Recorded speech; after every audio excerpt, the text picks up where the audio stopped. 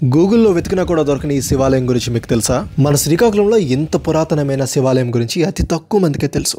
ఈ ఆలయం శ్రీకాకుళంకి 15 కిలోమీటర్ల దూరంలో ఒక కొండ మీద ఆరంగిపేట అనే గ్రామంలో ఉంది. ఈ కొండని ఎక్కగానే ఈ పురాతనమైన శివాలయంతో పాటు మరికొన్ని దేవాలయాలు కూడా దర్శనమిస్తాయి. ఈ కొండ మీద నీళ్లు కూడా ఎప్పుడూ ఊరుతూ ఉంటాయి. ముందుగా విఘ్నేశ్వరుడి ఆలయం, నవగ్రహ ఆలయం, దుర్గా అమ్మవారి ఆలయం, ఉమా నీలకంఠేశ్వర స్వామి ఆలయం మరియు అయ్యప్ప స్వామి దేవాలయాలతో పాటు ఈ భీమలింగేశ్వర స్వామి ఆలయం దర్శనమిస్తుంది. ఇది సుమారుగా 1000 సంవత్సరాల క్రితం రాతి కట్టడంతో నిర్మించబడిన దేవాలయం.